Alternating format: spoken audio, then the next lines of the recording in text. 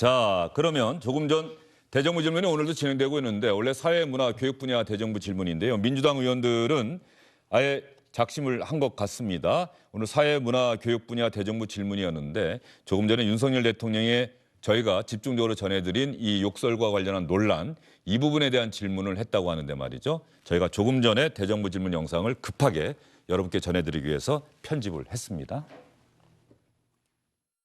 총리님, 어제 윤석열 대통령이 어제 뉴욕에서 바이든 대통령을 48초간 만나고 나오면서 욕설을 하는 장면이 카메라에 잡혔습니다. 차마 제 입으로 말을 못하겠어요. 대통령의 말실수 하나로 미국과의 관계에서 상당한 외교적 부담이 될 것으로 보여집니다. 또 우여곡절 끝에 일본 총리도 만나셨어요. 바이든 대통령과 행사장에서는 48초, 기시다 수상과는 약 30분 약식으로 만났습니다. 회담 의제나 장소도 합의하지 못한 채 우리 대통령이 굳이 일본 총리가 있는 장소를 찾아가서 만난 것 자체가 국민 감정을 고려하지 않은 굴욕욕이라는 생각이 드는데 총리님 생각 어떠세요? 의원님 잘 아시겠습니다만 제 경험도 그렇습니다만 뉴욕이 그 유엔 총회가 열리는 그런 과정은 굉장히 이제 복잡한 그런 그 일정들이 진행이 됩니다. 그래서 저는 대통령께서 한일 정상회담을 가지셨고 또 한미 간에는 전체적인 그 국제 그런 그 보건재단에 기부를 하는 그 장소에서는 잠깐 만나셨지만 곧 이어서 또 리셉션이 있었기 때문에 거기에서 좀 하시고 싶은 말씀은 충분히 하셨다. 저는 그렇게 생각합니다. 제가 구체적인 내용을 지금 말씀드리거나 그러기에는 좀 어렵습니다. 총리님, 이 국민들은 대통령이 나라 안팎에서 하도 사고를 치니까 오늘은 또 어떤 사고를 칠까 걱정을 하고 있어요. 대통령이 국민을 걱정을 해야 됩니까? 국민이 대통령을 걱정해야 됩니까? 지금 이런 현실이 정말 기가 막혀요. 답변하시 참 곤란하실 겁니다. 들어가시죠.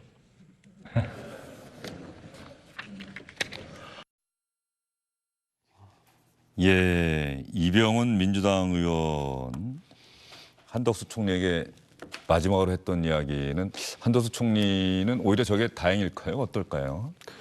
그러니까 굉장히 지금 한덕수 총리도 답변을 하면서 어떻게 답변을 해도 그 답변이 안 된다고 생각하실 거 아닙니까? 예, 나는 지금 서울 여의도에 있는데 뉴욕에서 그렇죠. 일어난 일, 또 대통령이 한 이야기에 대해서 네. 나의 생각을 물어보니 그러니까 할 말이 없는데 오히려 이병훈 의원이 저렇게 들어가시라고 했을 때는 좀 가슴을 쓸어 내리시지 않았을까 싶습니다. 예. 그리고 이병훈 의원 지금 방금 질문하는 그 어조 내용 이렇게 봤는데 목소리를 높이지 않고서도 상당히 듣는 총리나 또 직접 시청하고 계신 시청자분들이 느끼기에 이렇게 확 와닿는 그런 질문이 가능하구나라는 걸 또 저도 이번에 느꼈네요. 항상 국회에서 보면은 아무리 정쟁을 하더라도 목소리를 높이고 소리를 지른다고 해서 그게 싸움이 아니라 진짜 내용을 가지고 결국은 핵심을 찌르면은 그게 제대로 된 어떻게 보면 야당이 여당에 대해서 비판하고 때론 공격하는 걸 수 있는 거죠. 그래서 저는 이병훈 의원님 처음 대정부 질문하는 거 처음 뵀는데 굉장히 차분하게 핵심을 잘 찌르면서 조목조목 말씀하신 게 참 훌륭한 의정 활동의 그런 태도인 것 같습니다. 조금 전에 이병훈 의원의 한덕수 총리 대상으로 윤석열 대통령에 관련한 욕설과 관련한 논란에 대한 질문 이 내용은 아마 기사에 정치부 기자들이 다 쓸 것 같아요. 예, 오늘 오전에 생긴 상황을 가장 지금 신속하게 반영해서 지금 대정부 질문에 총리에게 한 거기 때문에 가장 신속하게 아마 정부 고위 관계자에게 직접 물어본 거고 그 총리의 입을 빌어서 또 답변을 좀 이끌어낸 것이기 때문에 나름대로 뉴스밸리가 충분히 있을 것 같고요.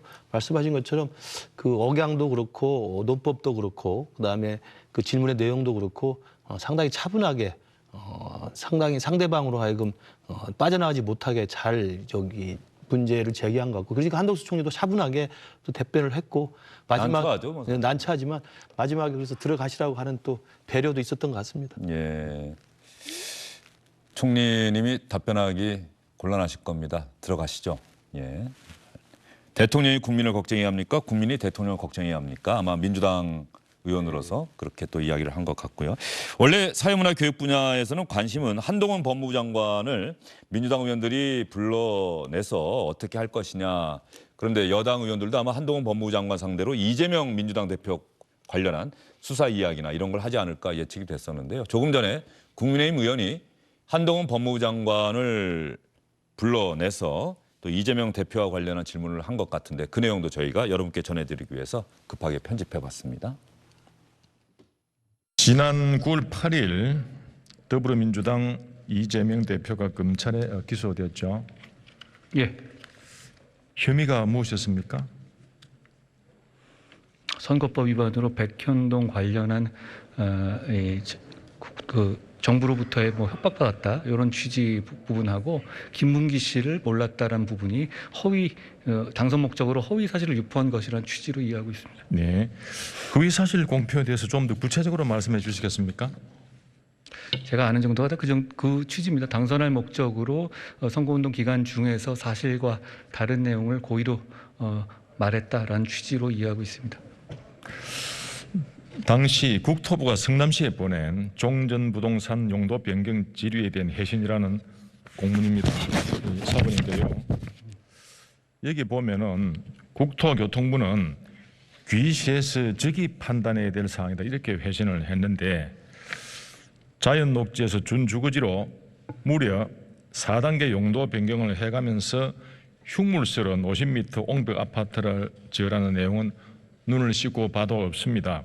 그런데 이재명 대표가 박근혜 정부의 특혜 강요죄 또 윤석열 정부식 감사 등을 운운하는 것은 지극히 정치 편향적인 전형적인 피해자 코스프레라고 봅니다. 장관님 동의하십니까?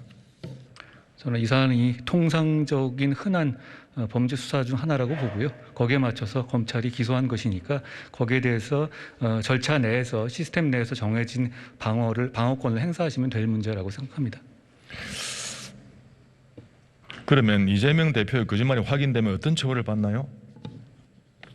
법원에서 판단하기 법정형을 말씀하신다면 그게 5년 이하에 3천만 원 이하 정도로 제가 기억하고 있는데 정확하지 않을 수 있습니다. 예, 국민의힘 하영재 의원의 대정부 질문과 답변, 한동훈 장관의 답변도 여러분 들어보셨습니다. 다음 주제로 넘어가겠습니다. 여러분 아마 충분히 들으셨을 것 같고요. 홍준표 대구시장이 어제 안철수 국민의힘 의원을 만났어요. 저희가 어제 방송하는 시각에는 이 내용이 안 들어와 있는데 좀 하루가 지난 내용이긴 합니다만 홍준표 대구시장이 이런 이야기를 했네요. 기가 막히다. 여당 상황을 보면 정말 기가 막히다. 당이 어떻게 저렇게 운영이 되나. 빨리 정상화돼야 한다. 그랬더니 안철수 의원이 맞습니다. 저도 한마디 하고 가만히 있습니다. 최고위 몇 달 동안 조롱정치만 해왔다. 감정이 격해져 봉합이 안 된다. 정도를 넘어섰다. 안철수 의원도 공감을 나타냈고요. 당대표 징계하는 것 한국 정치 사상 처음이고 징계당한 대표가 저렇게 공격하는 것도 처음이고 비정상적인 구조로 지지율이 안 돌아온다. 당 지도부가 나름대로 정치력 발휘해야 할 시기다. 이준석 전 대표 가처분 취소하도록 설득해야 한다. 이미 타협에서 넘어가 버렸다. 갈 때까지 갔다. 이제는 둘 중에 하나는 죽어야 한다. 홍준표 시장이 어쨌든 정치판을 읽는 눈이 남다르게 있는데 이번에 사실은 약간 양비론적인 태도를 좀 취하고 있어요. 윤핵관도 잘못했고 이준석도 잘못했고 그런데 약간 시간이 흐를수록 이준석 전 대표 비판 쪽에 좀 무게가 더 실려 있긴 했는데 또 어제 이야기 봤더니 둘 중에 하나는 죽어야 한다. 갈 때까지 갔다. 저랑 비슷한 입장이라고 생각이 됩니다. 네. 그러니까 지금 이 판에서 안철수 대표는 그래도 여전히 이제 그 선의의 기대를 가지고 당 지도부가 진심을 가지고 이준석 대표를 설득을 하는 작업이 필요하고 그 설득을 통해서 이준석 대표가 가처분을 신청하도록 하자. 얼마나 아름다운 해법이겠습니까? 그러나 지금 실제 우리 국민의힘 내 지금 현실은 그렇게 돌아가기는 굉장히 녹록지 않은 것 같고요. 제가 생각해도 지금 상황에서는 사실은 서로 간에 루비콘강을 건넜기 때문에 한쪽이 굴복하고 항복을 해야만 끝나는 상황이라고 생각이 들고요.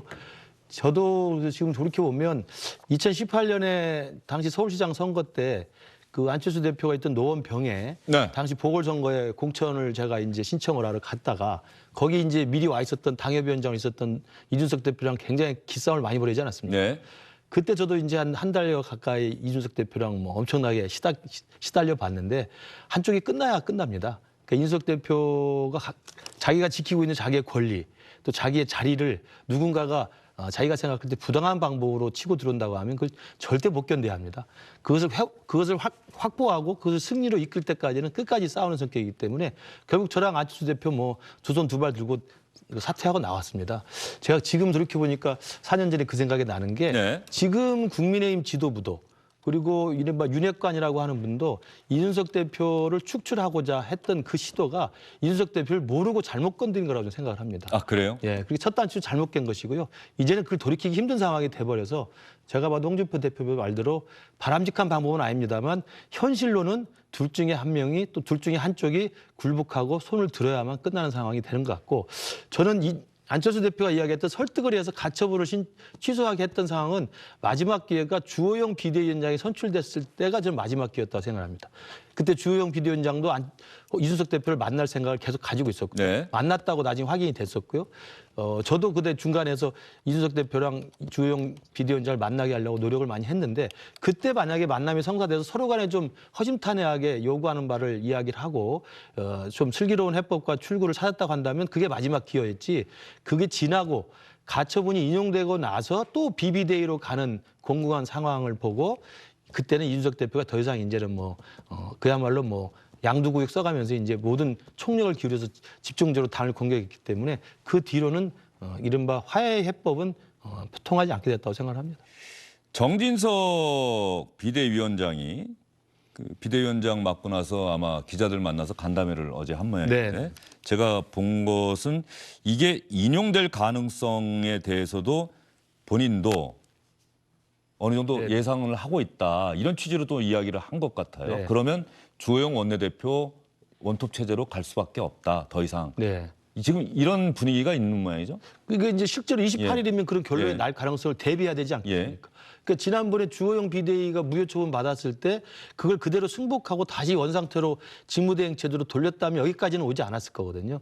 근데 그때 또 굉장히 억지스럽게 또 비비대위로 가면서 지금 상황이 여기까지 온 것이고 그렇기 때문에 아마도 정진석 비대위원장 입장에서는 28일에 법원의 판결을 기다려 보겠습니다만 법원 판결에서 만에 하나 가처분이 또다시 두 번째로 비대위 효력정지로 인용이 된다고 한다면 그렇다고 또 비비대위를 만들 수는 없는 것이죠. 그건 정말 그 가처분의 무한 루프로 빠지는 것이기 때문에 그런 면에서 본다면 그때는 이제 비대위로 이 문제를 돌파하는 것은 포기하고 법원의 판결에 승복을 해서 아마 직무대행 체제로 가야 되고 그 직무대행 체제로 가야 되기 위해서는 지금 새로 선출된 주호영 원내대표 대행으로 갈 수밖에 없다는 걸 아마 준비를 내심으로는 하고 있는 게 아닌가. 물론 가능성은 두고 봐야 되겠습니다만은 그렇게 읽힙니다.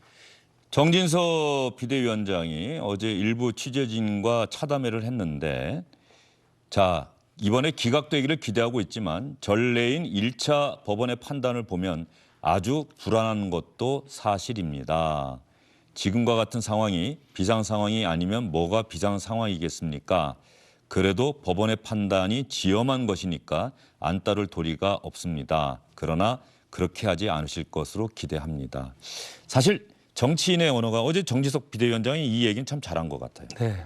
같은 이야기를 하더라도 이렇게 정중하게 그럼요. 충분히 전달이 될 수 있다는 생각이 드는데 어쨌든 국내임 내부 상황이 대단히 유동적이고 결과적으로 이준석 전 대표가 신청한 가처분 그 결정에 따라서 또 비상대책위원회라고 하는 지도부가 와해될 위기에 놓여 있다. 상당히 어려운 상황이면 틀림이 없는데 이준석 전 대표는 전혀 태도를 바꿀 가능성은 없습니까? 이번에 만약에 2차 가처분이 인용이 된다면 그때 또 한 번 이제 많은 분들이 그 얘기 하잖아요. 이제라도 제 주장은 충분히 소명이 됐고 얼마 전에 경찰의 불송치로 저의 성상납 의혹도 해소가 됐다고 생각하니 저는 여기서 대표직을 그만두겠습니다. 그러나 당원으로서 당원 가입 활동 그리고 당의 앞으로 총선 승리 이렇게 할 가능성이나 또 당위성 어떻게 보십니까? 저도 마지막으로라도 그렇게 한번 그 주문을 하고 싶어요. 만약에 28일에 심리 끝나고 정말 또 이준석 대표의 승리로 결정이 난다면 얻을 걸 다 얻었던 거 아닙니까? 정치는 명분인 건데. 그리고 추가 징계 철회하거나 원 징계도 철회해야 된다고 보세요? 지금 원징계에 대해서는 이준석 대표도 7월 8일 날 당원권 정지 6개월 났을 때 그 동의하지 않았지만 존중은 했습니다. 예. 그래서 가처분 신청 안 하기로 예. 했고 3주 동안 지방을 자명을 했었어요. 그렇기 때문에 다시 원징계까지 가처분을 할 것 같지는 않고요. 그렇게 해서도 안 된다고 보고. 이번에 그런 얘기가 또 나오는 것 같아요. 일부 언론이라고 예. 저는 생각합니다. 이준석 예. 대표의 그동안에 자신의 걸어왔던 행태나 주장에는 사실 좀 모순적인 것이고 저는 그래서 28일에 가처분이 어떻게 나올지 모르겠습니다만 가처분이 나오는 결과에 대해서 정진석 비대위원장처럼 지금 당도 만약의 경우를 대비해서 차분하게 준비를 해야 되고요. 이준석 대표도 가처분 결과에 따라서는 이 사단을 지금 3개월째 끌어오고 있는 당의 이 집권 여당의 분란과 내용을 이준석 대표도 한쪽 당사자이기 때문에 어떻게든 마무리해서 정리해야 된다는 그런 또 결단의 시기도 오고 있다. 그래서 될지 안 될지 모르겠습니다만 또 이준석 대표의 성정을 봐서는 또 안 될 것 같기도 합니다만 저는 마지막 주문을 또 희망을 갖고 해보고 싶습니다. 예. 최이배 전 비대위원. 그러고 보니까 좀 비대위원이라고 하는 자리를 또 했어요. 네. 최이배 의원도. 어떻습니까? 지금 비대위 체제가 국민의힘의 비대위 체제가 상당히 여전히 불안한 상황인 거예요. 그렇죠. 가처분 결정에 예. 따라서 어떻게 될지도 모르고 이준석 전 대표는 오늘 올린 글을 잠깐 볼까요? 오늘 올린 글을 보면 오늘은 많이 안 올렸더라고요. 가처분 답변서나 여러 가지 자료들을 자세하게 읽어보느라 하루 종일 종이를 보고 있어서 그런지 눈 건강이 요즘 안 좋아서 SNS를 자주 확인하지 못하고 있다. DM, 다이렉트 메시지라고 하죠. 문의에 답변을 못해도 양해 부탁드립니다. 저 정도 글을 올렸는데 말이죠. 어떻게 전망하시고 어떻게 생각하십니까? 민주당이 못납고 계신 입장에서. 저는 홍준표 시장이 말씀하신 이제 둘 중에 하나는 죽어야 한다라고 이제 말씀하셨는데 뭐 결론은 그렇게 가지 않을까 싶습니다. 그리고 제가 보기에는 죽는 쪽은 결국 이준석 당대표이지 않을까라는 생각이 듭니다. 아, 그래요? 근데 이게 참 그 이에 대해서 또 박지원 그 전 국정원장이 한 말씀 하셨던데 둘 중에 하나 죽어야 하는 것은 전쟁이고 정치는 그런 게 아니다. 그래서 둘 다 사는 게 정치다 이런 말씀을 하셨던데 저는 민주주의 정치는 진짜 대화와 설득 타협의 그 과정을 우리가 반드시 거쳐야 되는 것인데 지금 전혀 국민의힘 내부에서 어떤 민주주의 정치가 없다라는 생각이 들어요. 그런 측면에서는 정치가 실종돼 있는 지금 상황이고 이 여당의 이런 상황이 저는 결국은 앞서 말씀드린 대로 홍준표 시장이 얘기한 대로 결론이 나지 않을까 뭐 그렇게 예상을 하게 됩니다. 그래서 특히나 지금 형사적으로 이준석 대표에 대해서 일단은 불송치 결정이 한번 경찰에서 났지만 여전히 또 증거인멸에 대한 부분과 무고죄에 대한 부분에 대해서는 경찰이 수사를 계속하기로 했기 때문에 이 부분에 대한 최종적인 결론에 따라서도 또 이준석 당대표에 대한 추가 징계와 함께 여러 가지 그 이준석 당대표를 아무튼 죽이기 위한 뭐 그런 제거하기 위한 과정들이 더 있지 않을까 싶습니다. 예. 이준석 전 대표를 둘러싼 또 징계 이후에 시작된 국민의힘의 내부 혼란스러운 상황. 이 책임론 갖고 사실 갑론을박이 많아요. 이준석 전 대표가 빌미를 제공했다.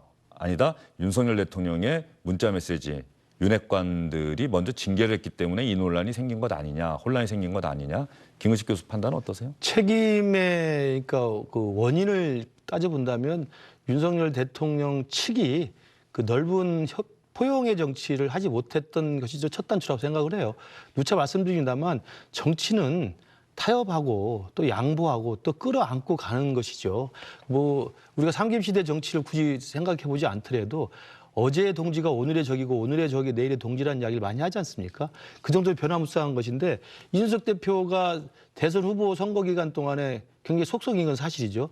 그러나 이준석 대표가 또 나름대로 열심히 했던 것도 사실인 거거든요. 그렇다고 한다면 섭섭하고 안타깝고 불편한 심정이 있다 하더라도 대통령으로서 승리한 사람이 된 이상에는 집권여당 대표를 어떻게 바꿀 수 있겠습니까? 집권여당 대표를 끌어안고 가고 네. 그들이 하는 것대로 정말 서로 간에 존중하면서 갔다고 한다면 여기까지 오지 않았을 거라 생각하고 내년 6월이면 임기가 자동으로 끝나서 새로운 지도부가 자연스럽게 구성될 수가 있습니다. 근데 이것을 굳이 징계, 또 징계도 모자라서 징계까지는 이준석 대표도 일정 정도 존중을 하지 않았습니까? 징계 이후에 이른바 문자 파동이 나온 다음에 문자 파동 이후에 그 면구스러운 상황을 오히려 윤핵관 측에서는 비대위라고 하는 더 강경한 입장으로 드라이브를 걸면서 이준석 대표를 강제 축출하려는 의도로 지금 해석이 됐었거든요. 그래서 저는 첫 번째 단추나 원인 제공은 일단 윤핵관 측에서 과도하게 이준석 대표에 대한 감정적인 어떤 그 단죄를 하려고 했던 게 첫 번째고, 두 번째는 이제 책임에서 자유로울 수 없다고 제가 말씀드리는 것은 이준석 대표도 억울하고 분하겠지만 어찌됐든 자신이 당대표를 지냈던 당입니다.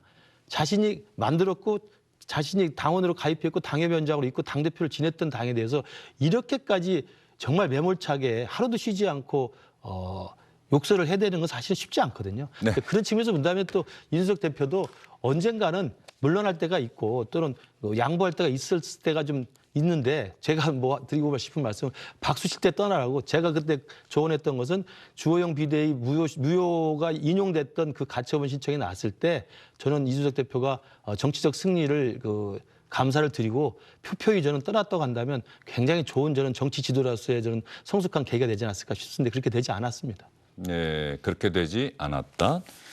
앞으로 이준석 전 대표가 그런 선택을 할 가능성은 전혀 없다고 보세요? 그걸 염두에 두고 있다고 보세요?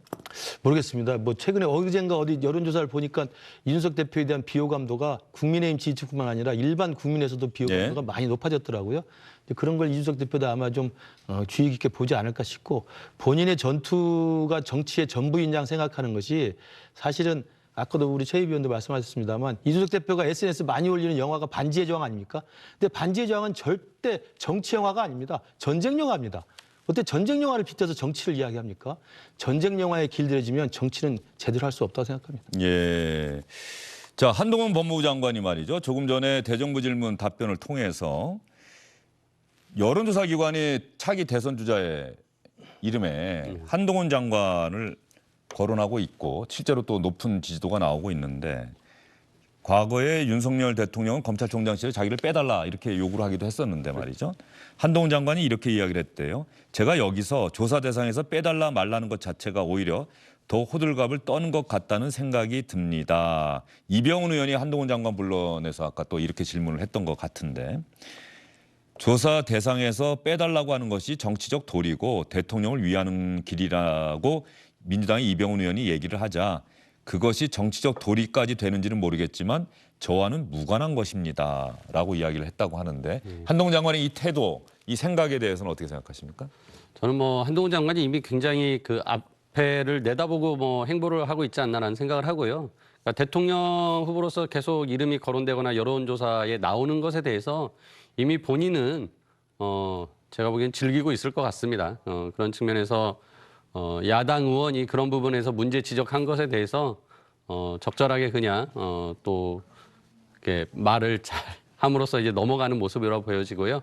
저는 한동훈 장관이 네. 지금 굉장히 여권 내에서 유력한 그 후보로서 또 지지율까지 나오기 때문에 아마 본인은 그 부분에 대해서 계속적으로 스스로 가늠자들을 그 가늠자 역할을 할 수 있는 그런 조사들을 아마 계속 참고해서 계속 활동하지 않을까 싶습니다. 예, 어떻게 보세요? 한동훈 장관 사실 저런 답변 하나하나가 또 주요한 기사로 또 올 텐데 말이죠. 만약에 오늘 그 야당 의원의 질문이 저렇게 나왔으면 저 같으면 이렇게 답변했을 것 같아요. 유념하겠습니다. 어떤 길이 옳은 길인지 심사숙고해서 밝히겠습니다. 정도로 넘어가는 게 차선이고, 최선은 말씀하신 것 충분히 유념해서 생각을 정리해서 곧 입장을 밝히겠습니다 하고, 왜냐하면 저기에서 그 대정부 질문에 답변하는 자리에서 이제 빼도록 요구하겠습니다 말하는 것도 좀 웃기거든요. 네. 그걸 충분히 숙고해서 입장을 밝히겠습니다 하고 내일 모레쯤 법무부의 입장문으로 윤석열 검찰총장 당시 입장문으로 여론조사 빼주려고 네. 요구했거든요. 그걸 밝히는 것도 사실 좀 명구스러워요. 그래서 입장문으로 정리를 하면 가장 좋았을 텐데 그렇게 말하지 않고 정치적 도리인지는 모르겠습니다만 뭐 그 말 자체가 뭐 이렇게 넘어간 걸로 봐서는 아직까지 좀 조금 더 지켜봐야 될 것 같습니다. 예. 그리고 김근식 교수는 혹시 용인에 예. 정찬민 의원 잘 아십니까? 우리 당의 의원인데 지금 구속된 상태로 알고 있습니다. 오늘 예. 조금 전에 기사가 뜬 건데 말이죠. 정찬민 의원이 용인시장 시절에 부동산 개발업체에 네네. 인허가 편의를 제공하고 제3자를 통해서 3억 원 상당의 뇌물을 수수한 혐의로 1심에서 징역 7년, 벌금 5억 원 선고받고 법정 구속됐다. 공직선거법과 국회법을 보면 금고 이상의 형을 확정받은 국회의원은 피선거권이 박탈돼서 의원직을 잃는다. 지금 상당히 중한형을 선고받았고 일단 물론 1심이긴 합니다만 항소심 또 대법원까지 간다고 하더라도 이 사실관계에 대한 법원의 판단이 달라지지 않는 한 무죄를 받기는 쉽지 않아 보인다. 상당히 충격적인 소식이네요. 바로 법정 구속이 원래 법원에서 이런 거 잘 안 하는데 말이죠. 저도 그 정찬민 의원이 예. 이제 본래 제가 알기로는 시장 출신 의원입니다. 그래서 용인시장 출신 의원으로서 이제 용인시장 시절에 그런 이제 혐의를 받고 재판을 받고 있는 것으로 알고 있는데 상당히 중형이 떨어져서 정말 국민의힘으로서도 참 난감할 것 같습니다. 예. 민주당 내부의 분위기로는 이재명 대표의 이른바 사법 리스크 기소되고 난 후에 민주당 내부 분위기는 한층 강경해지는 겁니까? 어떻습니까? 지금은 그 문제를 갖고 이야기하다가 김건희 특검은 또 시대전환 조정훈 의원이 반대 이야기하면서 일단 특검 이야기보다는 또 대통령 해외 순방 기간에는 또 그 논란이 많이 생기다 보니 그 부분에 주력하는 것 같은데 말이죠. 근데 뭐 어떻게 보면은 그 대선 이후 또 이제 전당대회까지 뭐 익히 다 알고 있던 내용들이고 뭐 새로운 게 나온 것은 아니고 계속 그 부분에 대해서 이제 수사가 진행되거나 뭐 그 수사의 결과가 나와서 기소가 되거나 하는 내용이기 때문에 뭐 특별히 더 사법 리스크가 높아졌다고 생각하지는 않습니다. 네. 그래서 그런 부분에 대해서는 뭐 당대표 2년의 기간 동안에 뭐 충분히 감내할 수 있을 거라는 생각을 했기 때문에 당원들도 지지자들도 이재명 당대표를 선택한 것이라고 저는 생각을 하고요. 그런 면에서는 뭐 당내에서 이런 사안들로 더 흔들리거나 그런 부분은 없습니다. 이제 다만 계속적으로 주장하는 거는 야당에 대해서 그렇게 어떤 엄정한 잣대를 댄다면 똑같이 여당과 정부에 대해서도 엄정한 잣대를 대야 된다라는 것이고 그런 부분이 김건희 여사의 여러 가지 문제에 대해서 제대로 된 수사나 뭐 이제 또 조사가 이루어져야 된다라는 측면에서 주장을 하고 있는 것이죠. 네. 예. 예. 이게 이미 기소가 됐기 때문에 선거법 위반 혐의, 허위사실 공표는 재판이 진행이 될 것이고요. 그렇죠. 또 재판이 더디게 진행된다고 하더라도 그 재판 과정에서 다음 총선이 있을 가능성이 대단히 높죠. 그렇습니다. 예. 바로 이런 부분들이 변수가 되지 않을까, 그런 부분들에 대한 생각들이 아마 있지 않을까 싶어서 질문을 드린 거거든요. 말씀드린 대로 뭐 충분히 그러한 것을 감안하고 그러니까 뭐 이 수사나 기소된 내용들이 재판으로 이어지면 2년 이상 끌고 갈 거다라는 것을 이미 다 알고도 선택을 했기 때문에 뭐 그 부분에 대해서 당내에서 특별히 이 부분을 뭐 이런 내용들이 새롭게 밝혀진 것이 아니라 기소나 재판이 진행된다고 해서 당내 여론이 흔들릴 일은 아닌 것 같습니다. 예. 이재명 대표와 관련해서 또 민주당의 상임 고문들 오늘 만나서 재집권을 위한 방안을 이야기해 주십시오라고 이재명 대표가 또 이야기를 했다고 하는데 예. 어떻게 생각하세요? 뭐 재집권을 준비를 하겠죠. 네. 야당이라는 건 당연히 뭐 그렇게 준비를 하는 게 또 정당의 본연의 역할인데요. 저는 뭐 누차 말씀드립니다만 이재명 대표를 선택한 민주당의 당원들이 이제 그런 선택을 했다고 한다면 그 당대표 선출 이후에 이재명 대표에게 가해질 수 있는 여러 가지의 우려들 또 리스크들을 제대로 정말 감당해낼 수 있을지 저는 정말 우려스럽다는 말씀드리고 그래서 제가 누차 말씀드린 처럼 플랜 B를 당 일각에서는 준비를 해야 한다고 생각합니다. 지금 우리 국민의힘도 가처분이 이용됐을 때 플랜 B를 준비해야 되는 것처럼 저는 민주당도 이재명 대표의 사법 리스크가 현실화됐을 때 그 이후에 민주당의 살 길을 저는 플랜 B로 생각을 해야 되지 않나 싶습니다. 예, 알겠습니다. 두 분과의 말씀도 여기까지 듣겠고요. 김근식 교수 아마 다음 일정 때문에 바쁘게 움직이셔야겠습니다만 잠깐 저희가 틀어드린 노래하고 하늘 한번 보시죠. 네. 이 노래와 함께 시청자 여러분 SBS 목동사옥 옥상에 있는 파노라마 카메라가 잡은 지금 서울 하늘도 한번 보시죠.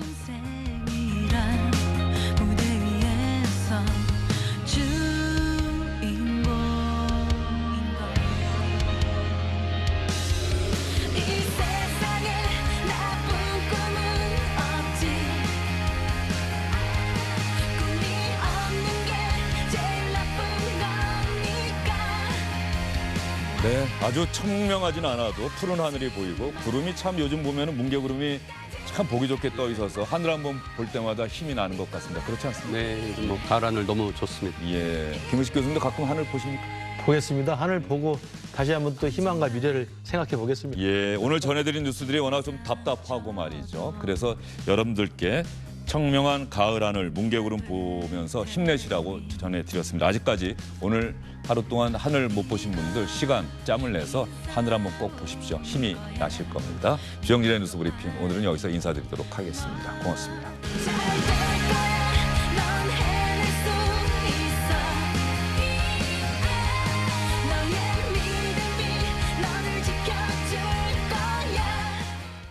안녕하십니까, 주영진입니다. 더 많은 뉴스와 라이브 이벤트를 보고 싶으시다면 화면 오른쪽을 눌러서 구독해 주시기 바랍니다. 저희 SBS 앱을 다운로드 받으시면 뉴스 속보 알림도 받아보실 수 있습니다. 텔레비전으로도 SBS 뉴스, 유튜브로도 SBS 뉴스 잊지 마시기 바랍니다.